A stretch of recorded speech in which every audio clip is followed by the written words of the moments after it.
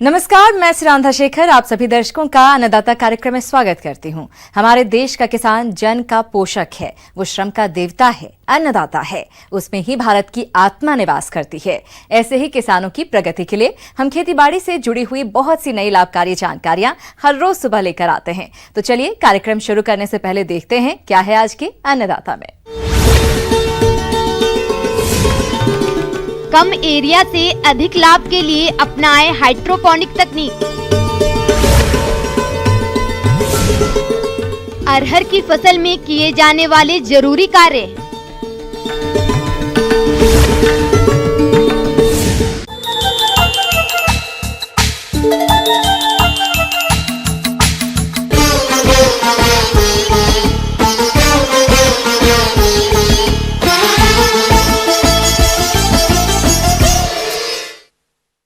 आज के समय में कई नई तकनीकियां आ गई हैं और कृषि में भी कृषि वैज्ञानिक लगातार कुछ नया कर रहे हैं। इन्हीं प्रयासों में हाइड्रोपोनिक तकनीक काफी सफल हो रही है। ये ऐसी तकनीक है जिसमें कम एरिया में बिना मिट्टी के फसलों का उत्पादन लिया जा सकता है। तो आइए हाइड्रोपोनिक तकनीक और इसके फायदे के बारे में जानते हैं कृषि अभियंता विकास कुमार सिंह से।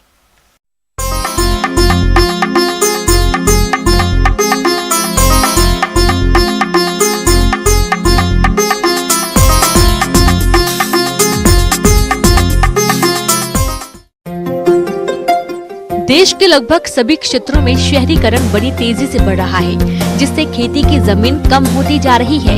इससे भविष्य में खाद्यान्न उत्पादन पर असर भी पड़ सकता है।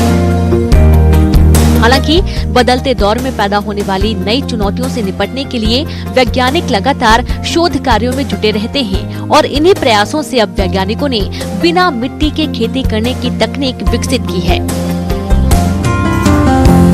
इस तकनीक को सॉइललेस कल्टीवेशन कहा जाता है। वैज्ञानिकों ने इसे हाइड्रोपोनिक्स यानी जल कृषि नाम दिया है। इसमें क्या करते हैं हम, सॉइललेस कल्टीवेशन इसको बोलते हैं, बिना मिट्टी की खेती। यानी कि इसमें आपको मिट्टी की जरूरत नहीं पड़ेगी। इसके 3 तरीके होते हैं। एक तो होता है सबस्ट्रेट कल्चर। सबस्ट्रेट कल्चर में हम आपका जो कुछ सॉइललेस सबस्ट्रेट होते हैं, जैसे कि आपका वर्मी कंपोस्ट हो गया, कोकोपीट हो गया, परलाइट हो गया, जियोलाइट हो गया, ये सारी चीज़ें हम यूज करके एक फिक्स मात्रा में यूज करते हैं और उसको उपयोग करके हम खेती उसमें करते हैं, क्रॉप लगाते हैं। तो एक तो आपका ये तरीका हो गया। दूसरा हो गया कि हाइड्रोपोनिक्स। ये खेती का अभी सबसे एडवांस तरीका माना जाता है हाइड्रोपोनिक्स। इसमें कि आपका सिर्फ मिट्टी बिल्कुल नहीं यूज करते हैं हम आपका पानी यूज कर सकते हैं। पानी में ही आपका एक सिस्टम इस तरह से होता है कि हमारा जो क्रॉप है, जो प्लांट्स लगे हुए हैं, वो प्लांट्स को हम सिर्फ पानी में, उसकी जड़ें सिर्फ पानी में डूबी हुई रहती हैं और पानी में ही हम आपका जो जितने भी न्यूट्रिएंट्स हैं, चाहे आपका वो नाइट्रोजन है, फास्फोरस है, पोटास है, ये सारे जो उर्वरक हैं, ये पानी में ही घोल के, और वो पानी लगातार मूव करता रहता है और वो सर्कुलेट होता है। वो पानी वही घूम करके आता है, फिर वो फिल्टर करके हम उसको फिर से उसमें न्यूट्रिशन घोल करके और फिर से वो हम जो आपका प्लांट सिस्टम है उसमें उसको फ्लो कराते हैं। तो इसमें आपका एक तो पानी का जितना आपका ट्रेडिशनल माध्यम से पानी की जितनी खपत होती है, उसका 10 से 15% पानी में ही सिर्फ हम ये खेती कर लेते हैं। इसमें आपका नाइट्रोजन भी, आपका जो जितना भी आपका उर्वरक है वो भी वेस्ट नहीं होता है। पानी की भी इसमें बहुत ज़्यादा बचत होती है। इजराइल, जापान, चीन और अमेरिका आदि देशों के बाद अब भारत में भी यह तकनीक दस्तक दे चुकी है। इसकी सफलता को देखते किसानों के बीच इस तकनीक की मांग तेजी से बढ़ रही है। किसान इस तकनीक से खीरा, टमाटर, पालक, गोभी, शिमला मिर्च, स्ट्रॉबेरी जैसे फसलों को उगा सकते हैं। इस तकनीक से खेती करने में मिट्टी का प्रयोग नहीं होता है। इसे केवल पानी में या लकड़ी का बुरादा, बालू अथवा कंकड़ों को पानी में डाला जाता है।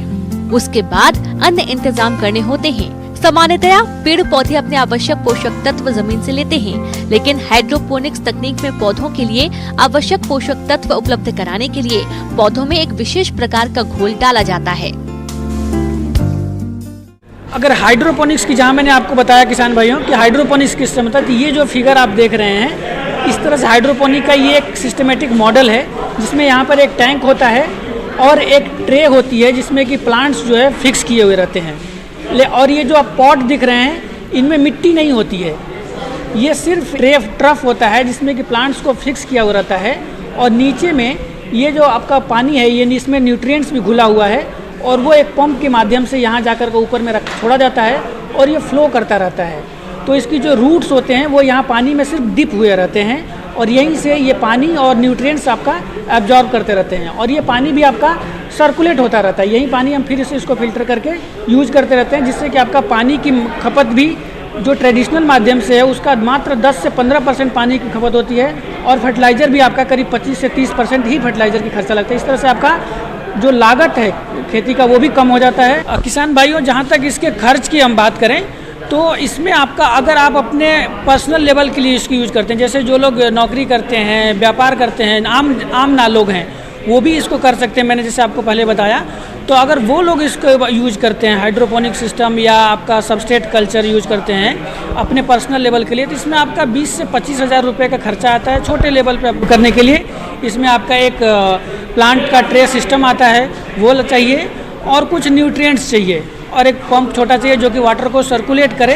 तो आपका 25,000 30,000 इससे ज़्यादा खर्च इसमें नहीं पड़ता है पर्सनल लेवल के लिए। 100 स्क्वायर मीटर एरिया के लिए इसका जो खर्च आता है करीब आपका 70 से 80 हज़ार रुपये या 1 लाख रुपये तक इसका खर्च पड़ता है 100 से 150 स्क्वायर मीटर एरिया के लिए, जिसमें आपका जो रिटर्न आता है वो पूरे साल, अगर इसका आप 3 क्रॉप इसमें आप ले सकते हैं, 2 से 3 क्रॉप इसमें ले सकते हैं पूरे साल में, वो आपका रिटर्न आपका 1.5 से 2 लाख रुपए तक उतने एरिया से आप प्राप्त कर सकते हैं। और ये है कि थोड़ा सा इसको आपको प्रिसाइजली देखना पड़ेगा कि किस तरह से आपका जो पानी फ्लो कर रहा है, तो उसका आपका पीएच और ईसी, 2 चीज़ें ऐसी होती है कि थोड़ा सा आपको ध्यान रखना पड़ेगा कि पीएच और ईसी आपके पानी का मेंटेन रहे। बाकी आपको किसी तरह की बीमारी और ये सब बहुत ही कम आती है, क्योंकि ये इंडोर सिस्टम में होता है, पूरा आपका पूरा प्लांट जो इंडोर सिस्टम में रहेगा, जिस वजह से बीमारियां और रोग बहुत कम इसमें लगने के चांसेस होते हैं। हाइड्रोपोनिक्स के तकनीक के कई लाभ हैं, जैसे इस तकनीक से बेहद कम खर्च में पौधे और फसलें उगाई जा सकती हैं। एक अनुमान के अनुसार 5 से 8 इंच ऊंचाई वाले पौधों के लिए प्रति वर्ष 1 रुपए से भी कम खर्च आता है। इस तकनीक में पौधों को आवश्यक पोषक तत्व काफी कम मात्रा में लगते हैं। परंपरागत बागवानी की अपेक्षा हाइड्रोपोनिक्स तकनीक से बागवानी करने पर पानी का 20% भाग ही पर्याप्त होता है। यदि हाइड्रोपोनिक्स तकनीक का बड़े स्तर पर इस्तेमाल किया जाता है तो कई तरह की साग सब्जियां बड़े पैमाने पर अपने घरों और बड़ी बड़ी इमारतों में ही उगाई जा सकेंगी। इस विधि से पैदा किए गए पौधों और फसलों का मिट्टी और जमीन से कोई संबंध नहीं होता, इसलिए इनमें बीमारियां कम होती हैं और इसलिए इनके उत्पादन में कीटनाशकों का इस्तेमाल नहीं करना पड़ता। इस तकनीक से उगाई गई सब्जियां और पौधे अधिक पौष्टिक होते हैं। इस विधि से उगाई गई फसलें और पौधे आधे समय में ही तैयार हो जाते हैं। जमीन में उगाए जाने वाले पौधों की अपेक्षा इस तकनीक में बहुत कम स्थान की आवश्यकता होती है। ब्रेक के बाद आप सभी दर्शकों का अन्नदाता में स्वागत है। चलिए अब रुक करते हैं अगली कड़ी की ओर।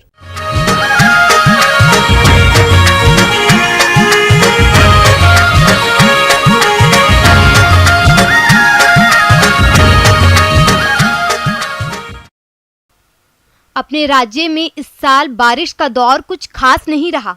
पूर्व राज्य में तो पिछले दिनों बाढ़ जैसे हालात हो गए थे, जिसके कारण खरीफ की फसलें चौपट हो गई। वहीं राज्य के अन्य भागों में बारिश के लंबे अंतराल के कारण लगाई गई फसलें सूख गईं, तो ऐसे में खरीफ की फसलें खराब हो गईं। वहां किसान तोरैया की खेती करके इस नुकसान की कुछ हद तक भरपाई कर सकते हैं। तो आप किस प्रकार करें तोरैया की खेती, इसके लिए देखिए हमारी एक खास रिपोर्ट।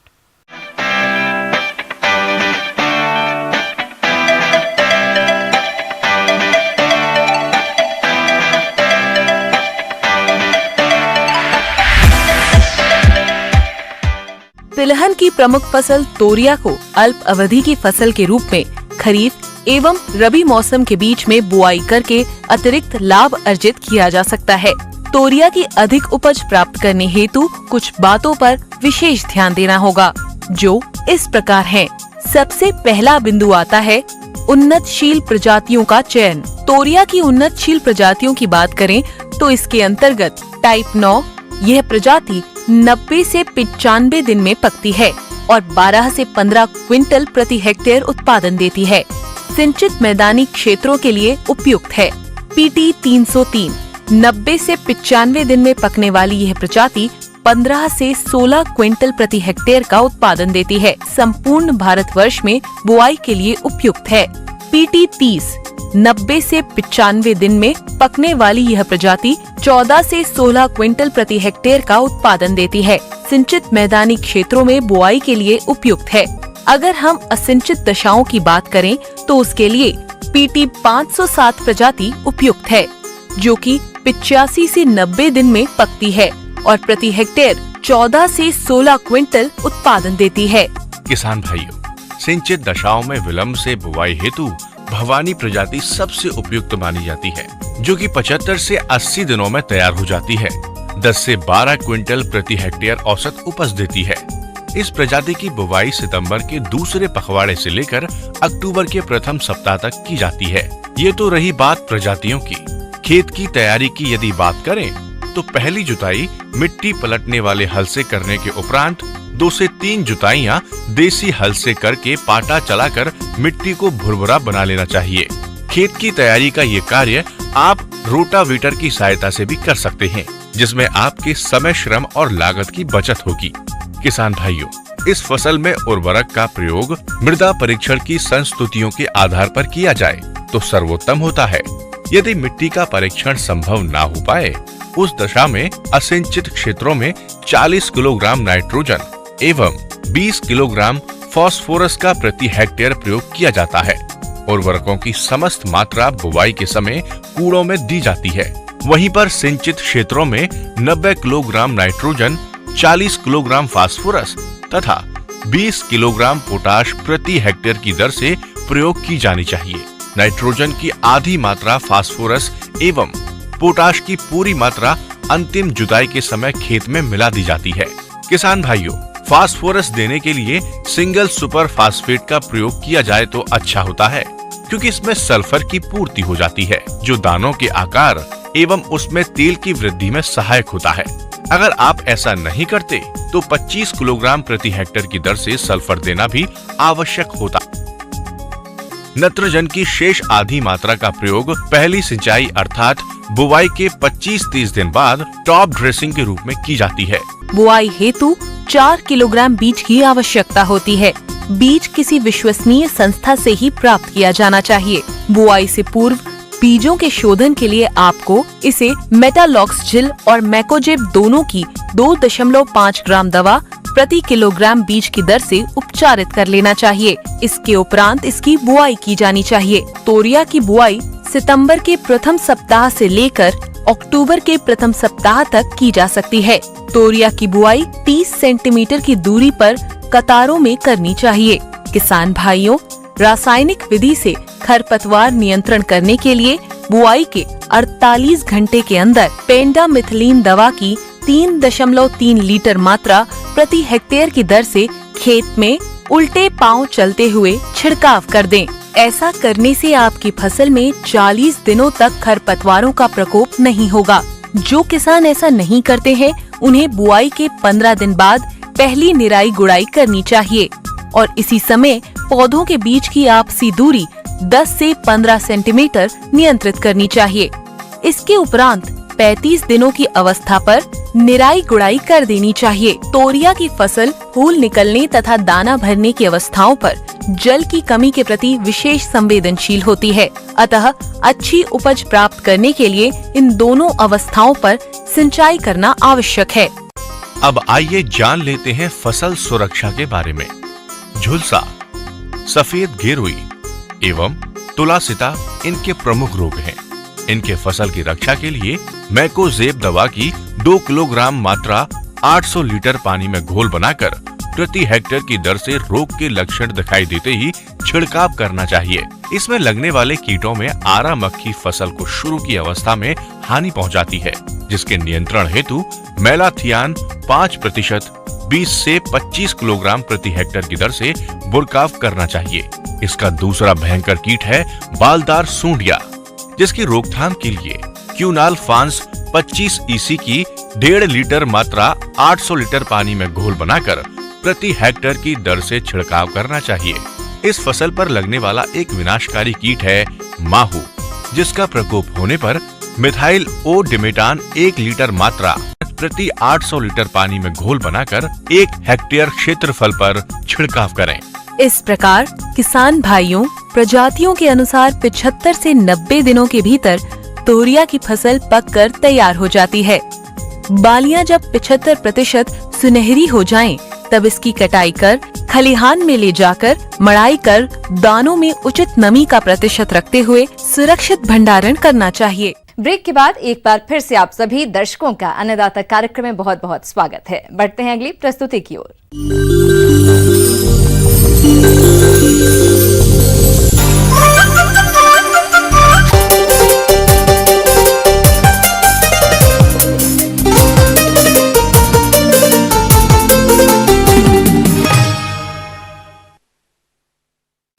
हमारे प्रदेश के जो किसान भाई अरहर की खेती कर रहे हैं, उनकी फसल बढ़वार की अवस्था के लिए खेतों में खड़ी है और इस फसल की आगे भी बढ़वार अच्छी हो, इसके लिए फसल का वैज्ञानिक तरीके से प्रबंधन करना जरूरी है।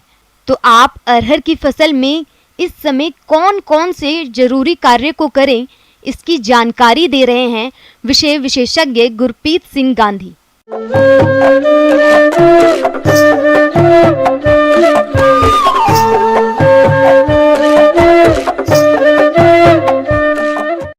किसान भाइयों, वर्तमान समय में अरहर की जो फसल है वो कहीं कहीं पर 1.5 से 2 माह की और 2.5 माह की हो चुकी होगी।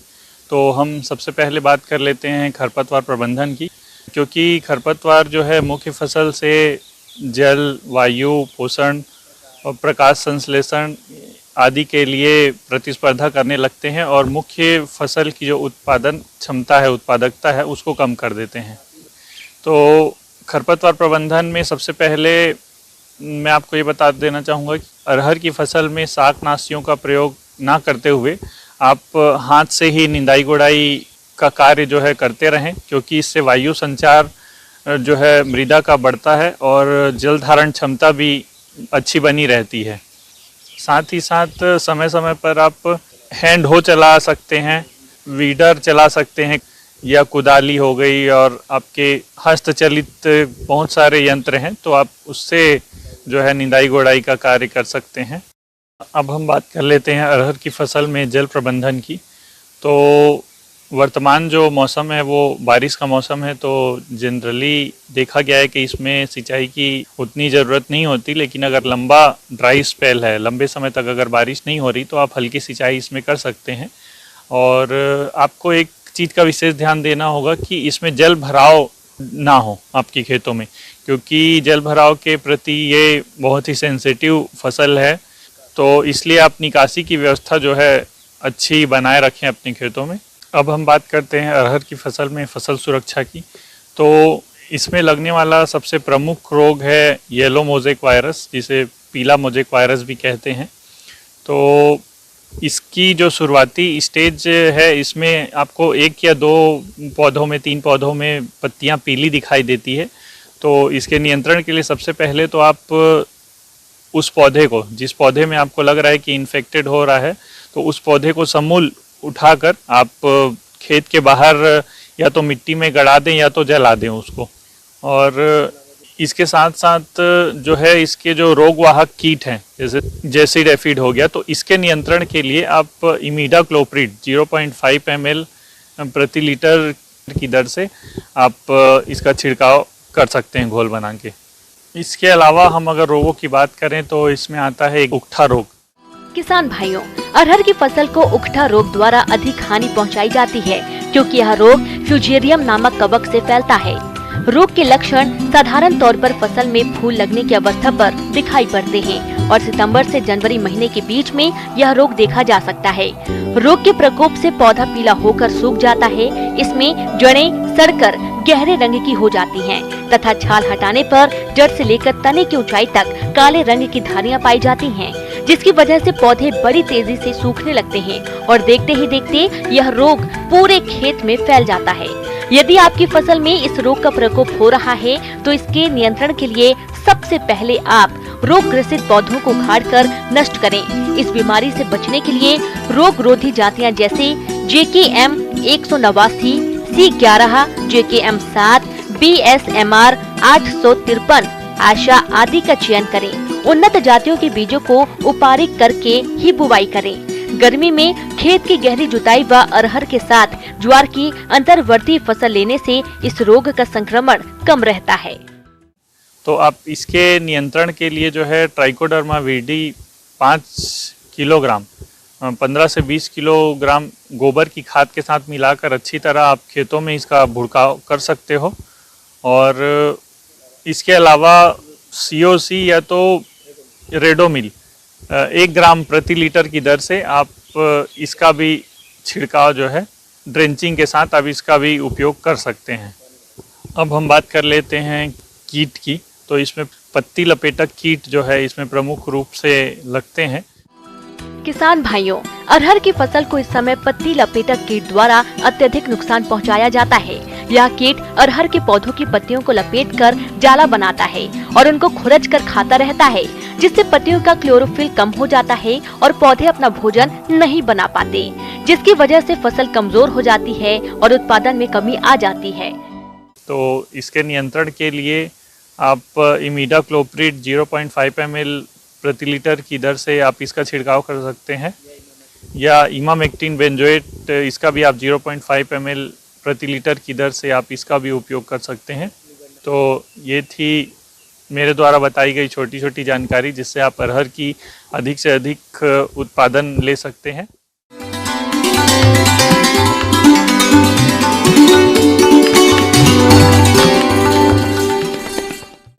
अन्नदाता हेल्पलाइन निःशुल्क फोन संपर्क सेवा के माध्यम से आपके द्वारा पूछे गए प्रश्नों में से 1 या 2 महत्वपूर्ण प्रश्न को हम अपने कार्यक्रम में शामिल करते हैं। इसी के तहत आज का चयनित प्रश्न और उसका जवाब इस प्रकार है।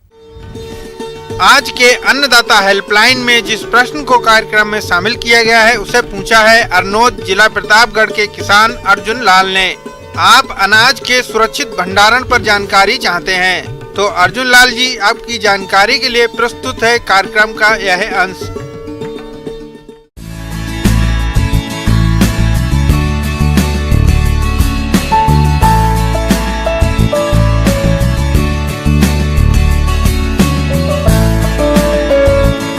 यदि अनाज अधिक मात्रा में हो और उड़ाना व सुखाना संभव ना हो, तो जिस अवस्था में पड़ा हो उसे धूमित करने के लिए एल्यूमिनियम फॉस्फाइड या सेल्फास की गोली 3 ग्राम को प्रति टन अनाज के हिसाब से प्रयोग करें और इसके बाद भंडारण को अच्छी तरह से बंद कर दें, ताकि हवा अंदर से बाहर व बाहर से अंदर ना जा सके। भंडारण को इस तरह 1 सप्ताह के लिए बंद रहने दें।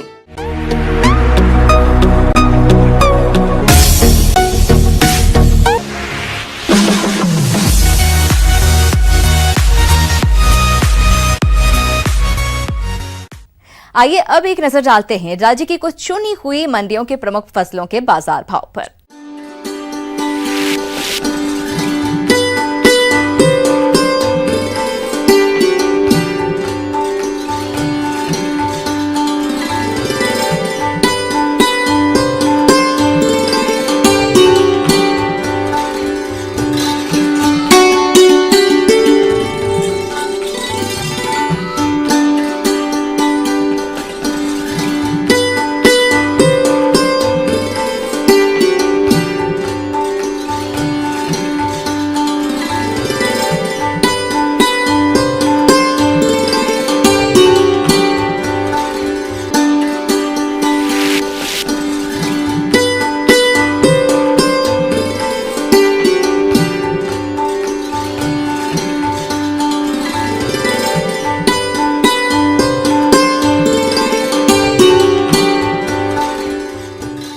किसान भाइयों, अन्नदाता आपकी सेवा के लिए संकल्परत है। कृषि संबंधित समस्या और सुझावों के लिए आप हमें इस पते पर संपर्क कर सकते हैं।